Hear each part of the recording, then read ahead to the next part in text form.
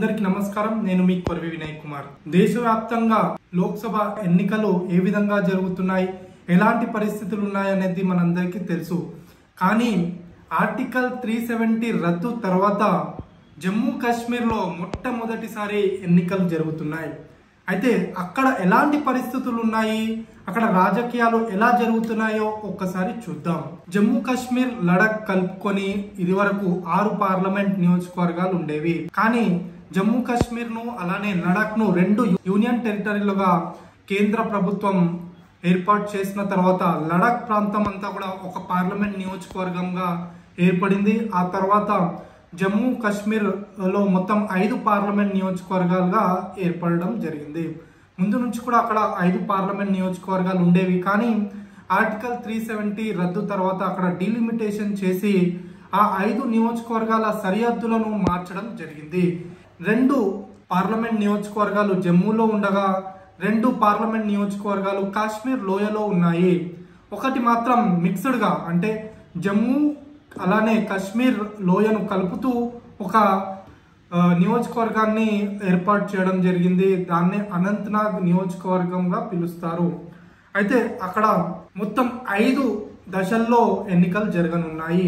ఒక్కొక్క దశలో ఒక్కొక్క పార్లమెంట్ నియోజకవర్గానికి ఏప్రిల్ 19 నుంచి మొదలై మే 20 తారీఖు వరకు 5 దశల్లో అక్కడ ఎన్నికలు జరగనున్నాయి.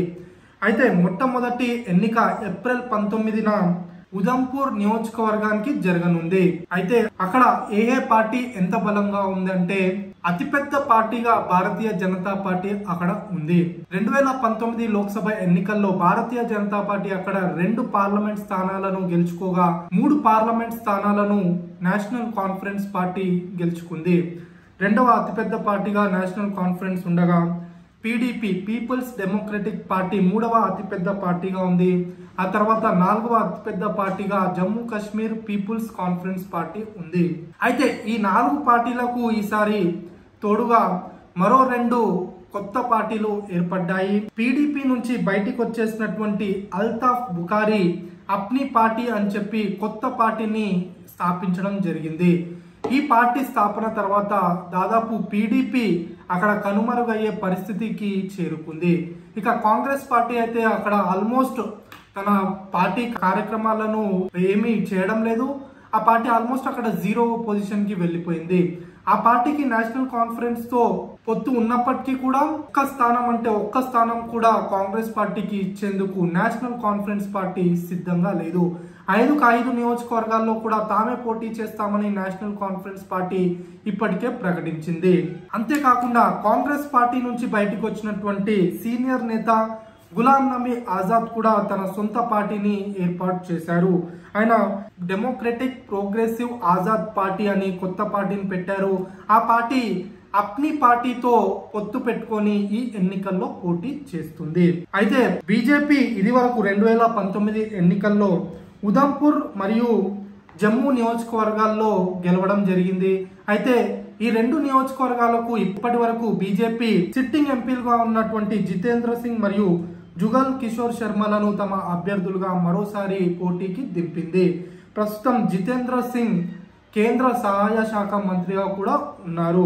ఆయన ఏప్రిల్ 19న జరగనున్నటువంటి పార్లమెంట్ ఎన్నికకు మార్చ్ 21న నామినేషన్ కూడా దాఖలు చేస్తున్నారు. దాదాపు నాకు తెలిసి దేశవ్యాప్తంగా వేయనున్నటువంటి నామినేషన్ లో ఇది కూడా మొదటి నామినేషన్ల ప్రక్రియలోనే ఉంటుంది. ఇక ఫరూక్ అబ్దుల్లా లేదా ఉమర్ అబ్దుల్లా ఈసారి శ్రీనగర్ నియోజకవర్గం నుంచి పోటీ చేసే అవకాశాలు ఉన్నాయి. ప్రస్తుతం నేషనల్ కాన్ఫరెన్స్ అధినేతగా ఉన్నటువంటి ఫరూక్ అబ్దుల్లా సిట్టింగ్ ఎంపీగా ఉన్నారు. ఈసారి ఆయన మరోసారి పోటీ చేస్తారా లేదా అనేది ఇంకా క్లారిటీ రాలేదు.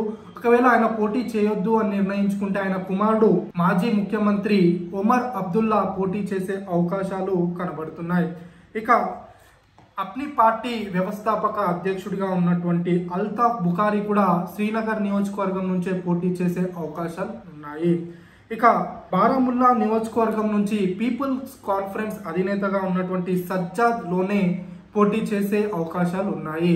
ఇక అందరి చూపు కూడా అనంత్ నాగ్ వైపే ఉంది. ఎందుకంటే ఈసారి అనంత్ నాగ్ నియోజకవర్గం జమ్మూని అలానే కాశ్మీర్ లోయను రెండుని కలుపుతూ ఒక పార్లమెంట్ నియోజకవర్గంగా ఏర్పడింది. ఇక్కడి నుంచి మాజీ ముఖ్యమంత్రి కాంగ్రెస్ పార్టీ సీనియర్ నేతగా ఉన్నటువంటి గులాబ్ నబీ ఆజాద్ తన కొత్త పార్టీ నుంచి అభ్యర్థిగా పోటీ చేయనున్నారు. కూటమి నుంచి వారు ఇప్పటికే ఒక స్థానానికి తమ అభ్యర్థిని కూడా ప్రకటించడం జరిగింది. అయితే మరో 3 స్థానాల్లో వారు అభ్యర్థులను ప్రకటించాల్సి ఉంది. అంతేకాకుండా అనంతనాగ్ నియోజకవర్గంపై బీజేపీ కూడా స్పెషల్ ఫోకస్ పెట్టింది. ఈ నియోజకవర్గంలోని పహాడీలకు ఇటీవలే 10% ఎస్టీ రిజర్వేషన్ కల్పిస్తూ ఉత్తర్వులు కూడా జారీ చేయడం జరిగింది. దీంతో పహాడీలు పెద్ద ఎత్తున భారతీయ జనతా పార్టీకి ఓటు వేస్తారని ఆ పార్టీ భావిస్తుంది. ఎలాగైనా సరే అనంతనాగ్ నియోజకవర్గాన్ని కైవసం చేసుకోవాలని బీజేపీ భావిస్తుంది. అయితే ఈ ఎన్నికల్లో బీజేపీ వైపు పహాడీలు మొగ్గు చూపితే మాత్రం బీజేపీ గెలిచే అవకాశాలు మెండుగా ఉన్నాయి. అయితే ఏం జరుగుతుంది అనేది వేచి చూడాలి. ఇది జమ్మూ కాశ్మీర్ లోక్సభ ఎన్నికల నేపథ్యంలో ఉన్నటువంటి పరిస్థితులు. ధన్యవాదాలు.